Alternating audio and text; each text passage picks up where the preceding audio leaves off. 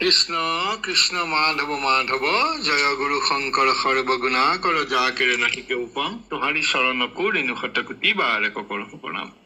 পৰম কৃপালু গুৰু শংকৰ গুৰুজনাৰ মাধৱ গুৰুজনাৰ চৰণত শীত হৈ ভগৱন্তৰ চৰণলৈ পুৱাৰ সেৱাভাগি আগবঢ়াইছো। আৰু আমাৰ অনুষ্ঠানত উপস্থিত থকা আমাৰ সকলোৰে শ্ৰদ্ধাৰ পিতৃস্বৰূপ পুণ্যশ্লোক দেউতাৰ চৰণলৈ সেৱাভাগি আগবঢ়াইছো।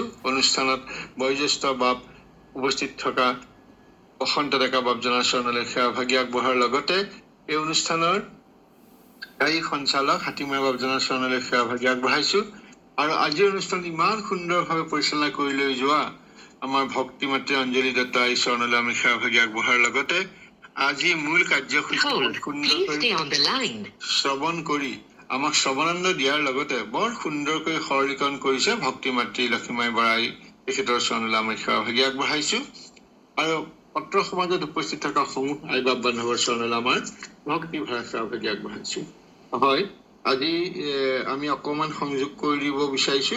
আই ধুনীয়াকে কৈছে আৰু গতিকে কথাটো হ'ল কি যে ধ্ৰুৱই যিটো প্ৰথমে আমি শুনা পালো যে ধ্ৰুৱই কৃষ্ণৰ আগত যি সেৱা বিচাৰিছিলে, যি সেৱা কৰিছিলে, সেই সেৱাৰ তেওঁ কৈছিলে যে তজু পদ পংকজ ধ্যানত যিটো সুখ পাৱে দেহধাৰী হবে, তোমাৰ ভক্তৰ সংগে তজু কথা চয় শ্ৰৱণ কৰন্ত যিটো সুখ লবয়ে।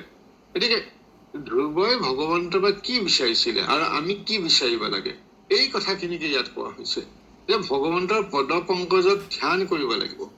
আমাৰ মাধৱপুৰুষে ঘোষাটো কৈ গৈছে অত্যান্তিক সুখ তজু পদ সেৱা, হৰি হৰি হৰি হৰিয়ে সেৱা পৰিহাৰ সি সুখে ভৰিলো বঞ্চিত।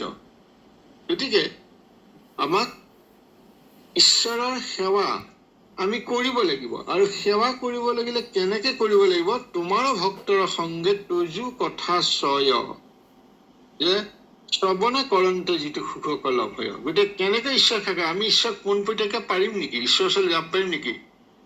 এই ধৰণে সেৱা কৰাতকৈ আমাৰ কি ধৰণে কৰিব লাগিব? যে ভকতৰ সংগ লব লাগিব। আৰু ভকতৰ সংগ লৈ মূলতঃ আমি শ্ৰৱণৰ যোগেদি ভকতে যেতিয়া ঈশ্বৰৰ কথা কৈ থাকে, ঈশ্বৰৰ নাম গুণান কীৰ্তন সেইজন ভকতে কৰি থাকে, যিজন প্ৰকৃত ভকত, তেওঁৰ সংগত থাকিলে আমি সমস্ত সুখ পাম।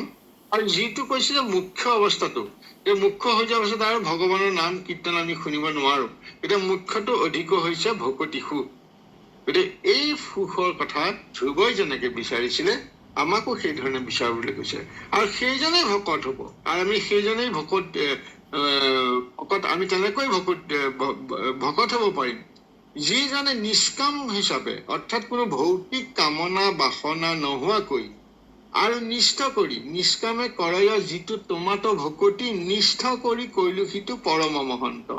গতিকে দুটা কথা আমি গম পালো যে নিষ্কামে ভকতি, অৰ্থাৎ কোনো ভৌতিক কামনা বাসনা নিবিচাৰি আমি সুদৃঢ় বিশ্বাসেৰে নিষ্ঠ কৰি অটল বিশ্বাসেৰে একাগ্ৰ চিত্তে যেতিয়া ঈশ্বৰক ভাবিম, আৰু ভাবিলে আমি সেয়া ভকতি, প্ৰকৃত ভকতি হব। আৰু সেই ভকতিয়েই হব আচল, সেই ভকতিৰ মাধ্যমেৰে আমি আচল ভকত হব পাৰিম। এই কথাখিনি আমাক অতি সুন্দৰকৈ কৈছে যে আমি শুদ্ধ ভাৱে কোনো কামনা বাসনা নোহোৱাকৈ আমি ঈশ্বৰক একাগ্ৰচিতে সেৱা কৰিব লাগিব। ইয়াৰ পিছত কৈছে কৈবল্যৰ প্ৰতি। কৈবল্য আমি সকলোৱে জানো যে মায়া আৰু জন্ম মৃত্যুৰ বন্ধনৰ পৰা মুক্ত হোৱাটো হৈছে কৈবল্য। গতিকে এতিয়া পৃথুৱে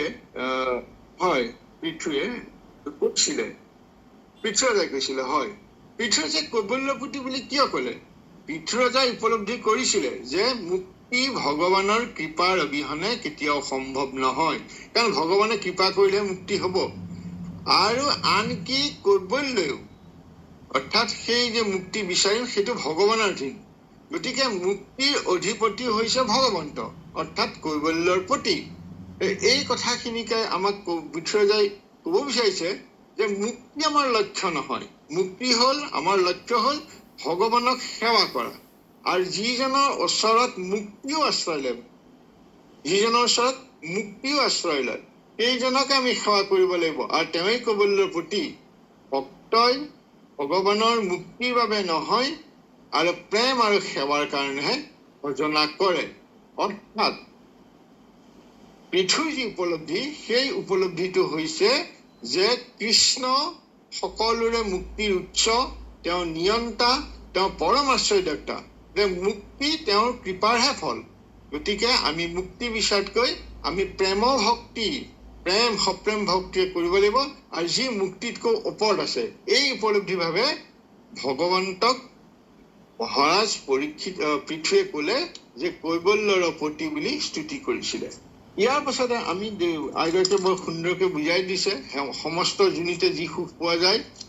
গতিকে সেই সুখ আমি মানৱ হৈ সেই সুখত তন্ময় হৈ থাকিব নালাগিব, তাৰ সলনি আমি ঈশ্বৰ সেৱাত কৰিব লাগিব।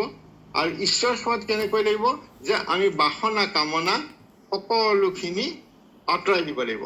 আৰু সেইকাৰণে কৈছে আমাকো বুলিলা তুমি কৈবল্যৰ পতি, অৰ্থাৎ জন্ম মৃত্যুৰ বন্ধনৰ পৰা মুক্তি আৰু ভগৱানক সেই সেৱা সদায় সেৱা কৰি থকাৰ যিটো অৱস্থা, গতিকে সেই ঈশ্বৰৰ ওচৰতহে আমি সেৱা ল'ব লাগিব।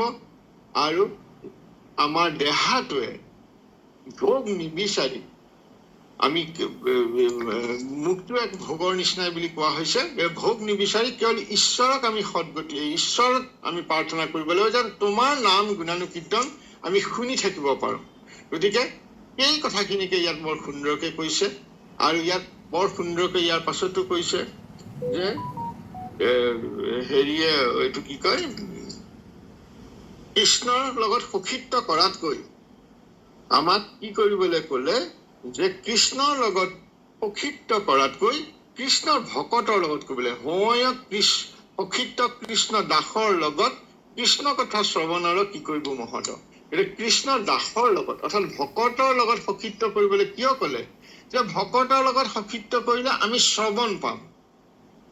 গতিকে ভকতৰ লগত সখীত্ব কাৰণে ভকত কেতিয়া সখীত্ব কৰিব, কৰা অভিনন্দন শ্ৰৱণৰ ফলগত বুলি কৈছে মহন্তৰ আত্মা কৃষ্ণ তান কথা অমৃত। গতিকে আমি সেইখিনি ক'ত পাম, সেই অমৃত ক'ত পাম, ভকতৰ সংগত পাম।